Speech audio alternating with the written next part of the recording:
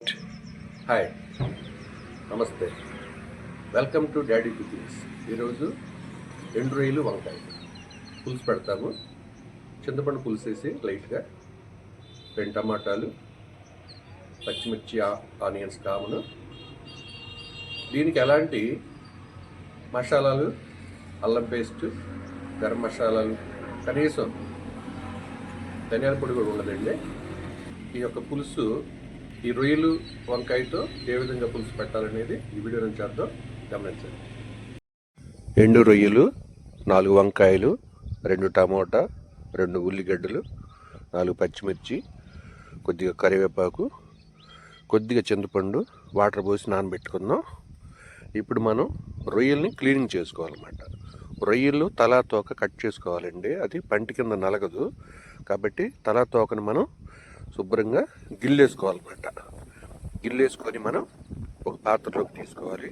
ఇప్పుడు వీటిని కడుక్కోవాలన్నమాట. ఇవి సముద్రంలో దొరికే రొయ్యలు కాబట్టి వీటిని సముద్రం అంచున ఇసుకలో వీటిని ఎండబోస్తారు. ఇసుకంతా వీటికి అవుద్ది కాబట్టి మనం వీటిని 4-5 టైమ్స్ శుభ్రంగా కడిగి పెట్టుకోవాలన్నమాట. లేదంటే మన పంటి కిందకి ఇసుక తగిలిద్ది. ఈ విధంగా 3-4 సార్లు మనం మంచిగా శుభ్రంగా కడిగి పెట్టుకోవాలి. ఈ యొక్క రొయ్యలతో చాలా రకాలైనటువంటి కూరలు చేసుకోవచ్చు మనం. గోంగూరలో టమోటా రొయ్యి, వంకాయ రొయ్యి, దోసకాయ రొయ్యి, బీరకాయ రొయ్యి, సొరకాయ రొయ్యి, ఇట్లా చాలా రకాల వెరైటీలుగా ఈ రొయ్యలతో మనం కర్రీస్ చేసుకోవచ్చు. అచ్చంగా రొయ్యలు ఉల్లిపాయ వేసి కూడా మనం వీటిని పులుసు పెట్టుకోవచ్చు. ఇవి చాలా రుచిగా ఉంటాయి. ఇప్పుడు మనం వంకాయలు కట్ చేసుకుందాం. వంకాయలు కట్ చేసుకొని ఒక గిన్నెలో ఉప్పేసిన వాటర్లో ఈ ముక్కల్ని మనం వేసుకోవాలన్నమాట. ఎందుకంటే వంకాయ కలర్ మారిపోయింది, మరియు వంకాయ కరుణెక్కి చేదు వస్తుంది అన్నమాట కూర. అందుకని చెప్పి మనం వంకాయని ముక్కలుగా కట్ చేసుకొని, అదేవిధంగా పుచ్చులు ఏమన్నా ఉన్నాయంటే అవి తీసేసుకొని ఈ విధంగా ముక్కలన్నీ కట్ చేసి మనం సాల్ట్ వాటర్లు వేసుకోవాలి. అట్లాగే 2 టమాటాలు, వాటిని కూడా మనం సన్నగా కట్ చేసుకొని వీటిని ఒక గిన్నెలోకి తీసుకుందాం. అట్లాగే పచ్చిమిర్చి, 2 ఉల్లిగడ్డలు, ఈ విధంగా అన్నిటినీ మనం సన్నగా ముక్కలు కట్ చేసుకొని వీటన్నిటిని మనం ఒక పాత్రలోకి విడివిడిగా అన్నిటిని తీసి పెట్టుకోవాలి. తీసి పెట్టుకున్న తర్వాత మనం కర్రీని రెడీ చేస్తాము. ఈ విధంగా వంకాయ, టమోటా, పచ్చిమిర్చి అన్నీ రెడీ చేసి పెట్టుకున్నాం.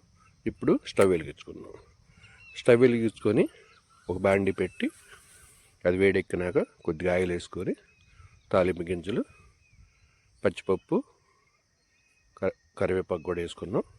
తాలింపు వేగింది, చిట్టపట్లు ఆడుతుంది చూడండి కరివేపాకు, ఆ విధంగా వేసుకోవాలి.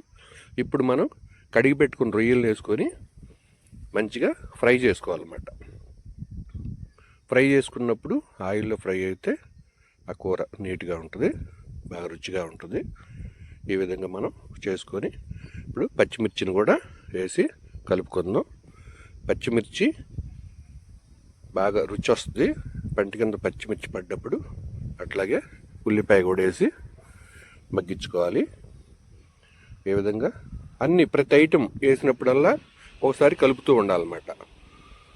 రొయ్యలు వేసాం, కలిపాము, పచ్చిమిర్చి వేసాం, కలిపాము, అట్లా ప్రతి ఐటెం వేసినప్పుడు ఒకసారి కలుపుకుంటూ మూత పెట్టుకొని మనం వీటిని మగ్గించుకోవాలన్నమాట. ఈ విధంగా ఇప్పుడు టమోటా కూడా యాడ్ చేసుకుందాం. టమోటా వేసాం, ఒకసారి కలుపుతాం, ఇట్లా అనమాట. ప్రతి ఐటెం వేసినప్పుడు ఒకసారి కలపటం, మూత పెట్టుకోవటం, మగ్గించుకోవటం, మళ్ళీ మూత పెట్టి మగ్గించుకుందాం, మళ్ళీ మూత తీసుకుందాం, ఒకసారి కలుపుకుందాం. ఈ విధంగా మనం చిన్న మంట మీద మంట కూడా చూసుకోవాలి.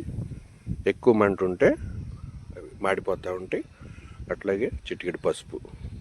ఈ పసుపు ఎందుకు వేస్తామంటే మనం వంట చేసేటప్పుడు ఏమైనా చిన్న చిన్న క్రిమి కీటకాలు గాలికి వచ్చి పడ్డా కూడా అవి విషం కాకుండా మన కర్రీస్ కానీ ఏదైనా ఉండటానికి మనం పసుపుని కంపల్సరీగా వాడతాం అనమాట.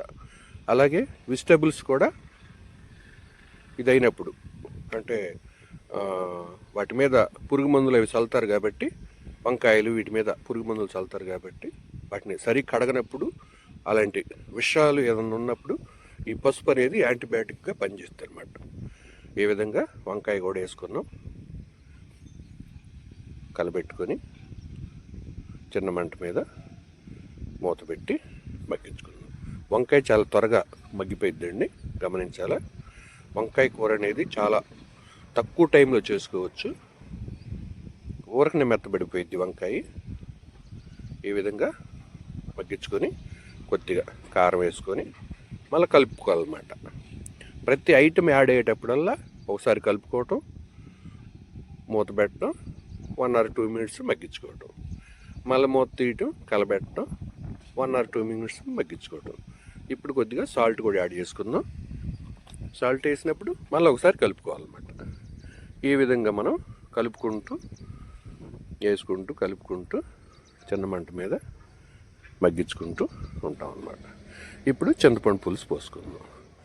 ఈ చింతపండు పులుసు అండి పుల్లగా ఉంటుంది, పోసేటప్పుడు కొద్దిగా పూర్తి స్థాయిలో బాయిల్డ్ అయినప్పుడు అది కొద్దిగా స్వీట్గా వస్తుంది అనమాట.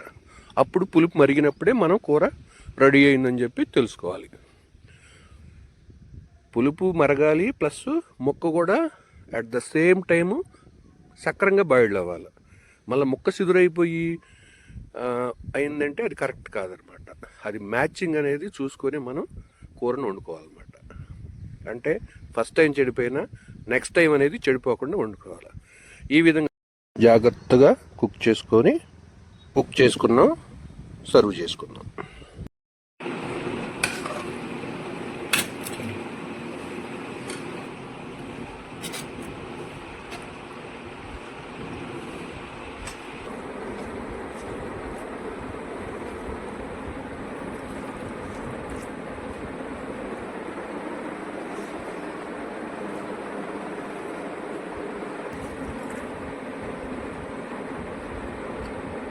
ఎండు రొయ్యలు, ఈ ఎండు రొయ్యలు వంకాయ వస్తుంది. వండేటప్పుడు వాసనకే కడుపు నిండిపోతుంది.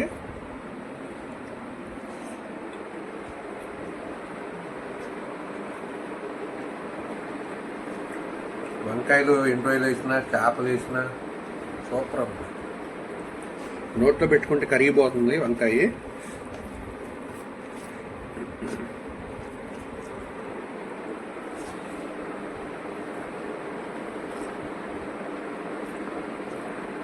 సూపర్గా ఉంది. మధ్యలో రొయ్యలు, టమాటా, వంకాయ, ఎండు రొయ్యలు. ఇది చూడండి రొయ్యి.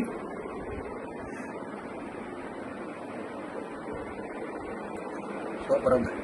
ఈ వీడియో మీకు నచ్చినట్టు లైక్ చేయండి, షేర్ చేయండి, సబ్స్క్రైబ్ చేసుకోండి. ఇలాంటి చిన్న వీడియోలతో నేను ముందుకు వస్తాను. మరొక వీడియోలో కలుద్దాం. నమస్తే.